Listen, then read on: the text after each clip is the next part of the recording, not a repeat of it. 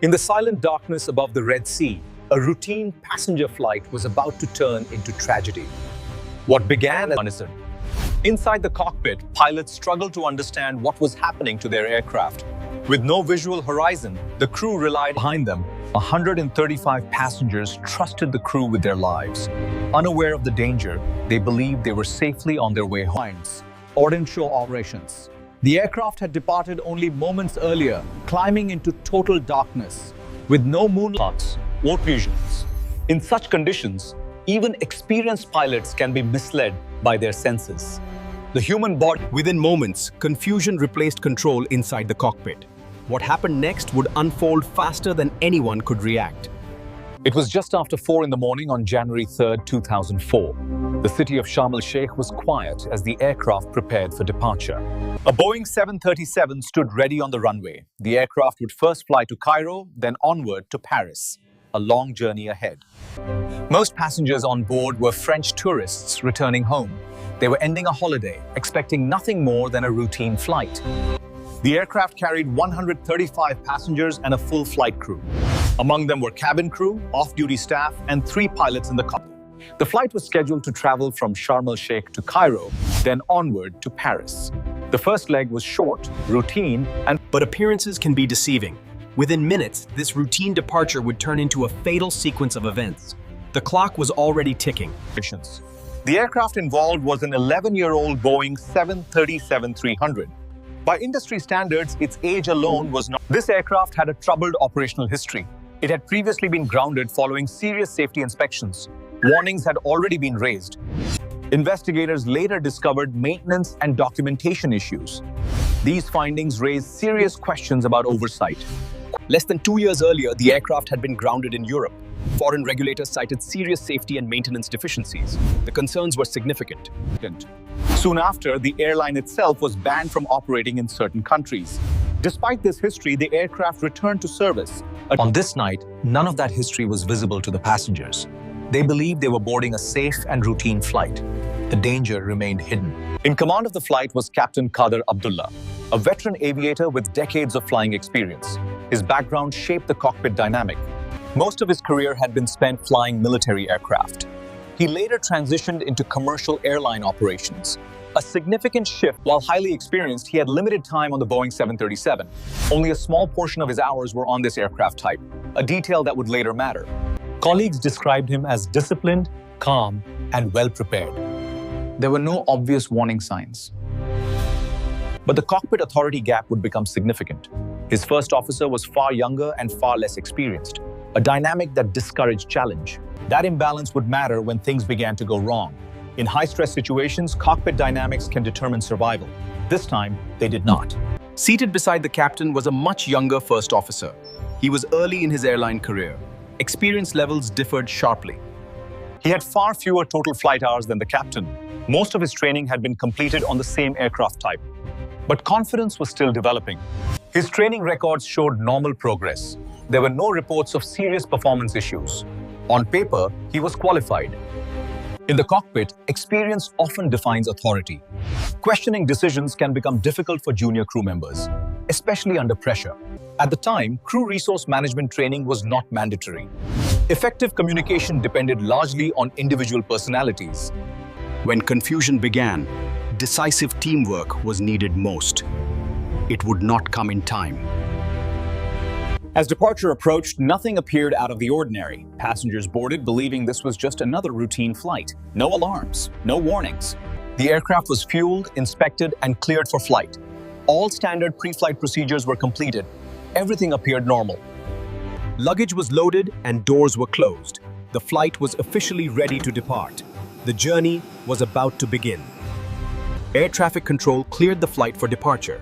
The flight received its route and initial altitude instructions. Everything was by the book. The aircraft pushed back and began taxiing toward the runway. Inside the cabin, passengers settled in for the journey ahead. The mood was calm. Moments later, the aircraft lined up for takeoff. Within minutes, this calm routine would unravel. There was no turning back. The captain was the pilot flying this departure. He was responsible for manually controlling the aircraft. Every input mattered. The first officer handled radio calls and checklists. This division of duties is standard in airline operations. Clear roles support safety. Both pilots followed standard departure procedures. At this stage, nothing indicated impending danger.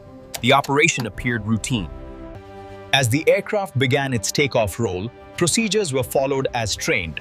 The crew monitored speed, alignment, and engine. The aircraft lifted smoothly into the night sky. Moments after liftoff, the aircraft began its departure profile. The flight was airborne.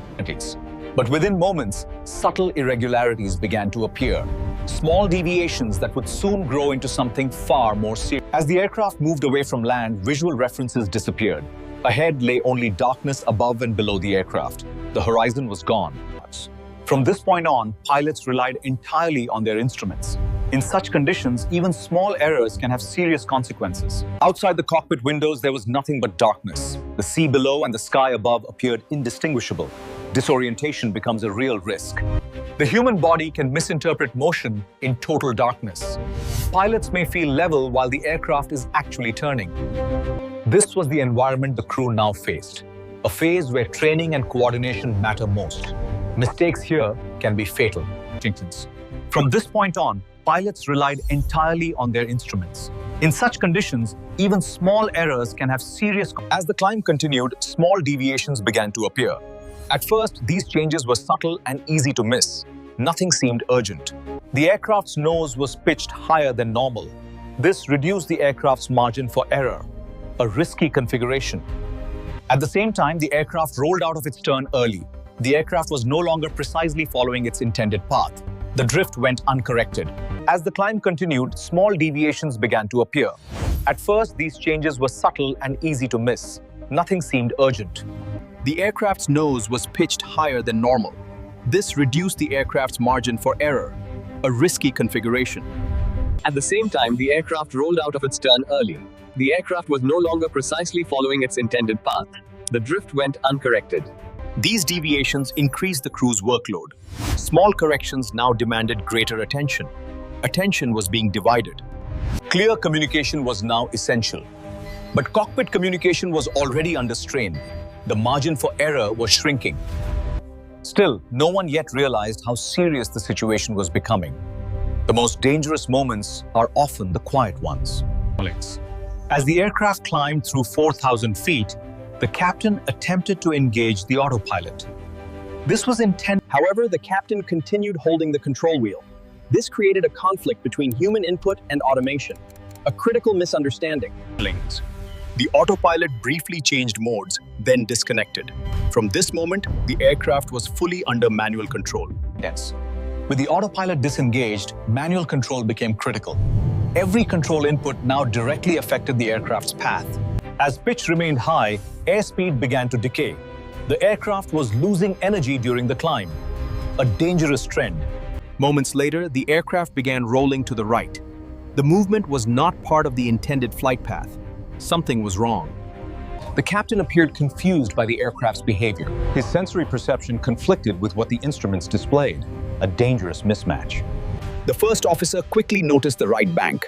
He attempted to alert the captain to the developing problem. Time was running out. Investigators believe the captain was experiencing spatial disorientation. His senses told him the aircraft was turning left when it was not. Despite the instruments, the captain continued applying right control input. This action deepened the aircraft's right bank. The first officer repeatedly warned of the overbank, but the authority gradient prevented decisive intervention. Control was not transferred. The aircraft's bank angle continued to increase. The aircraft was now far outside normal flight parameters. This was no longer a routine climb. At over 50 degrees of bank, lift was rapidly degrading. The wings could no longer support the aircraft's weight effectively. Altitude began to bleed away. The aircraft had entered a full aerodynamic upset. This condition requires immediate and decisive recovery action. Seconds now mattered. Warning signs were now appearing across the cockpit. The aircraft was demanding immediate corrective action. The margin for recovery was shrinking. With lift loss, the aircraft began descending rapidly. Altitude was being lost at an alarming rate. The sea was getting closer. At this point, only an immediate recovery could save the flight. But the opportunity was almost gone. The outcome was now unavoidable. In the final seconds, the crew attempted a desperate recovery. Control inputs were aggressive, but time and altitude were against them. The aircraft began pulling out of the dive. G-forces surged as the crew fought to regain control. The stress was extreme. The ground proximity warning system activated. Warning sounded as the aircraft closed rapidly with the sea. There was no time left. The crew pulled with maximum effort to recover the aircraft. But the aircraft was already too low and too fast. Physics could not be overcome. The aircraft passed through its last usable altitude. There was no longer enough height to complete the recovery. Impact was imminent. There was no opportunity left to escape the descent. Less than 3 minutes after takeoff, the flight was lost. All lives on board were lost. In the aftermath, investigators began searching for answers. Attention turned to both the aircraft and the actions of the crew. Every possibility was examined. Mechanical failure was one of the first theories considered. Investigators searched for evidence of system malfunction. Recovered wreckage showed no clear signs of mechanical failure. Attention began shifting toward human factors. A different picture was emerging. Investigators focused on pilot decision-making and situational awareness. Evidence pointed toward loss of situational awareness. Human error became central. Crew resource management also came under scrutiny. The first officer did not take control despite recognizing the danger. Communication failed when it mattered most. The final report concluded the crash was caused by human factors. Spatial disorientation and cockpit dynamics played decisive roles. The tragedy triggered important changes in aviation safety. Regulators and airlines took a hard look at existing procedures. Crew resource management training became mandatory in many regions. Pilots were trained to challenge and support each other effectively. Hierarchy was no longer a barrier. Oversight of airlines was also strengthened. Regulatory gaps exposed by the crash were addressed. Standards were raised. Upset prevention and recovery training gained new importance. Pilots were trained to recognize and recover from extreme attitudes. Preparation saves lives. The victims of Flight 604 were not forgotten. Their loss continues to shape aviation safety today. Their legacy endured. Aviation safety is written in lessons learned from tragedy. Every improvement honors those who were lost. This is how aviation moves forward. Accidents like Flight 604 leave lessons that extend far beyond one airline. Progress is built on understanding. Aviation safety depends as much on culture as on technology.